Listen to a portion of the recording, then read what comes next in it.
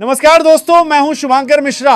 आधी रात को गैलेक्सी अपार्टमेंट, चारों तरफ सन्नाटा और एक कार धीरे धीरे अंदर जाती हुई कार का दरवाजा खुलता है और बाहर उतरती है हेमा मालिनी। चेहरा रोने से सूजा हुआ, आंखों में दर्द और मन में एक ही सवाल, आखिर इतना सब अचानक कैसे हो गया? धर्मेंद्र के जाने के बाद पूरा बॉलीवुड खामोश है, लेकिन इस खामोशी के पीछे क्या छुपा है? क्यों हेमा मालिनी अचानक आधी रात सलमान खान के घर पहुंची? क्या सच में परिवार में सब कुछ ठीक नहीं चल रहा था? क्या धर्मेंद्र की विदाई के बाद घर के अंदर कोई बड़ा तनाव शुरू हो चुका है, या फिर यह सिर्फ एक संयोग है? कैमरा जैसे जैसे इस सीन पर झूम करता है, एक बात साफ दिखती है, धर्मेंद्र के जाने के बाद हर कोई टूटा है, लेकिन कुछ रिश्ते ऐसे हैं जो शायद इस दर्द से भी ज्यादा टूट चुके हैं। और दोस्तों, आज की यह कहानी सिर्फ एक सुपरस्टार की मौत की नहीं है, ये एक परिवार की भावनाओं की कहानी है। एक मां का दर्द, बेटियों की खामोशी और बेटों का कर्तव्य, जिसे कभी कभी दुनिया गलत भी समझ लेती है। धर्मेंद्र जी की हालत में सुधार हो रहा था। डॉक्टर उम्मीद कर रहे थे कि वो जल्द खतरे से बाहर होंगे, पर अचानक देर रात उनकी तबीयत बिगड़ी। कुछ ही मिनटों में हालात नाजुक। परिवार को तुरंत बुलाया गया। सबसे पहले पहुंचे सनी देओल, फिर बॉबी देओल और थोड़ी देर बाद पहुंची उनकी पहली पत्नी प्रकाश कौर। धीरे धीरे खबर पूरे बॉलीवुड में फैलने लगी, लेकिन उसी वक्त एक बात हुई जो लोगों को चौंका गई। हेमा मालिनी अस्पताल नहीं पहुंची और यहीं से शुरू हुआ सवालों का दौर। क्या उन्हें खबर देर से मिली? क्या वो किसी काम में फंसी थी, या फिर परिवार के अंदर कुछ ऐसा चल रहा था जो बाहर नहीं आ पाया? इसके कुछ घंटों बाद वो पहुंची, पर तब तक सब खत्म हो चुका था। धर्मेंद्र जी के अंतिम संस्कार की तैयारी हो रही थी और बॉबी टूट चुके थे। पूरी देओल फैमिली, बॉलीवुड रिश्तेदार सब मौजूद थे, लेकिन लोग यह देखकर हैरान रह गए कि रीति रिवाजों की जिम्मेदारी पूरी तरह सनी और बॉबी की मां प्रकाश कौर के हाथों में दी गई। अब यह परंपरा थी या घर का फैसला, इस पर परिवार ने कोई बयान नहीं दिया, लेकिन इसी चुप्पी ने बाहर दुनिया में कई कहानियां पैदा कर दी। कई लोग बोल उठे कि हेमा मालिनी को हक नहीं दिया गया, उनकी बेटियां ईशा और अहाना दूर रखी गई।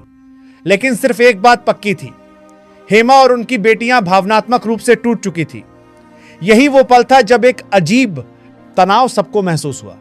रीति रिवाज पूरे हुए, अस्थियां रखी गईं और फिर एक खबर बाहर आई, अस्थि विसर्जन के लिए सिर्फ सनी और बॉबी जाएंगे। यही सुनकर हेमा मालिनी की चुप्पी टूटी। मेरे साथ जो हुआ ठीक, पर मेरी बेटियों को उनका हक क्यों नहीं? यहीं से कहानी में आता है वो मोड़ जहां से सारा सोशल मीडिया आग की तरह बिखर गया। बीच रात हेमा मालिनी पहुंचती है सलमान खान के घर गैलेक्सी अपार्टमेंट। क्यों? क्या वो मीडिएशन चाहती थी? क्या कोई बड़ी फैमिली मीटिंग होने वाली थी? क्या सलमान को दोनों परिवारों की ब्रिज मानकर बुलाया गया?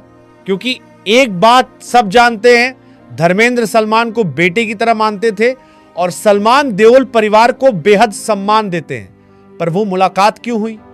क्या बात इतनी गंभीर थी कि आधी रात जाना पड़ा? क्या बेटियों के अधिकार का सवाल इतना बड़ा बन गया था? ये वो सवाल हैं जो हमें कहानी के अगले हिस्से की तरफ ले जाते हैं। गैलेक्सी अपार्टमेंट की लाइट्स धीमी थी। सलमान एक कमरे में बैठे थे और तभी उनकी टीम ने आकर कहा, मैडम आई हैं हेमा जी। सलमान उठे और अगले ही पल हेमा मालिनी अंदर आई। रोने से आवाज टूटी हुई, चेहरा थका हुआ, लेकिन दिल में एक मजबूती, जैसे वो किसी बहुत जरूरी मिशन पर आई हो। सलमान ने उनके कंधे पर हाथ रखा और बस इतना पूछा, क्या हुआ? आप रात में ऐसे? हेमा कुछ समय तक बोल ही नहीं पाई। फिर आखिरकार उन्होंने धीरे धीरे वो बात कही जिसने पूरी कहानी की दिशा बदल दी। मैं अपनी बेटियों के लिए आई हूं, मैं ईशा और अहाना के लिए न्याय चाहती हूं। सलमान चौंक गए, क्योंकि वो जानते थे कि धर्मेंद्र जी दोनों बेटियों पर कितना गर्व करते थे, और हेमा की आंखों में जो दर्द था वो सिर्फ एक मां का दर्द नहीं था, वो एक अधिकार खोने का दर्द था। हेमा मालिनी ने सलमान को पूरा हाल बताया। धर्म जी जाते रहे, मैं रोती रही, पर कोई मुझे कमरे के अंदर नहीं बुला पाया। रीति रिवाज, अंतिम संस्कार सब उनकी पहली पत्नी के हाथों हुआ। ठीक है, यह परिवार की परंपरा होगी, पर ईशा और अहाना, क्या वे अपनी ही पिता की अस्थियां विसर्जित करने तक नहीं जा सकती? उनकी आवाज कांप रही थी, लेकिन शब्दों में एक चुभता हुआ दर्द था। सलमान चुप होकर सुनते रहे, क्योंकि वो वही बात सुन रहे थे जो शायद बाहर दुनिया को कभी पता ना चले। एक मां की मजबूरी, एक पत्नी की बेबसी और दो बेटियों का टूटता हुआ दिल। अब सवाल यह है, क्या वास्तव में ईशा और अहाना को रोका गया था? यहां लॉजिक समझना जरूरी है। हिंदू परंपरा में अस्थि विसर्जन आमतौर पर पुत्र करते हैं, लेकिन अगर पुत्र ना हो तो बेटे के समान कोई कर्माधिकारी किया जा सकता है। पर ईशा और अहाना के मामले में ऐसा नहीं था, क्योंकि धर्मेंद्र के बेटे पहले से मौजूद थे। अब क्या बेटियों का जाना गलत था? नहीं, उन्हें जाने से रोका भी नहीं गया था, लेकिन फैसले सनी और बॉबी लेते और दर्शन, संस्कार, रस्में सब उनकी देखरेख में हुई। हेमा ने बात छुपाई नहीं। उन्होंने सलमान से साफ कहा, मुझे मेरे लिए कुछ नहीं चाहिए, पर मेरी बेटियां, उनका हक कोई क्यों छीन रहा है? यह एक मां का आरोप था जिसे सलमान को समझना था और परिवार तक पहुंचाना भी। सलमान देओल और परिवार को बहुत सम्मान देते हैं। धर्मेंद्र ने हमेशा कहा है, सलमान मेरा तीसरा बेटा है, और यही रिश्ता सलमान को बीच में ला देता है। एक तरफ हेमा थी, उनका दर्द, उनका आंसू, उनकी रिक्वेस्ट। दूसरी तरफ सनी और बॉबी, जिनसे सलमान का बेहद घनिष्ठ रिश्ता है। दोनों ने साथ काम किया। एक दूसरे के परिवारों में सम्मान है। सलमान जानते थे अगर मैं गया तो बात को ठीक भी कर सकता हूं और गलत भी समझा जा सकता है, पर उन्होंने हेमा मालिनी की आंखों में एक चीज देखी, सच्चाई, दर्द और दो बेटियों का टूटता हुआ मन।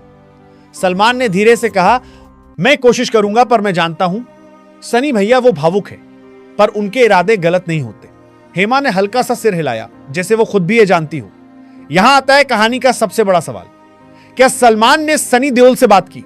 दोस्तों, आधिकारिक बयान कहीं नहीं आया है, लेकिन बॉलीवुड के सूत्र यही बताते हैं, सलमान ने फोन किया, बातचीत शांत तरीके से हुई और सनी ने स्थिति समझाई। सनी का पक्ष क्या था? पापा के संस्कार घर की परंपराओं से करने थे, हमने किसी को रोका नहीं। अस्थि विसर्जन पिता पुत्र की परंपरा है। ईशा और अहाना को पिता के कमरे में आने से किसी ने नहीं रोका। सलमान ने दोनों पक्ष की बातें सुनी और उन्होंने यही कहा कि इस समय बहस नहीं, संवेदनशीलता की जरूरत है। आप इस कहानी को पढ़कर सिर्फ एक बात सोचेंगे, आखिर सच क्या है? वास्तव में परिवार के अंदर तनाव है या सिर्फ सोशल मीडिया की कहानियां? दोबारा सोचिए, किसी ने आधिकारिक बयान नहीं दिया। हेमा, सनी, बॉबी ने कोई इंटरव्यू नहीं किया, कोई वीडियो नहीं, कोई प्रेस कॉन्फ्रेंस नहीं, सिर्फ खामोशी।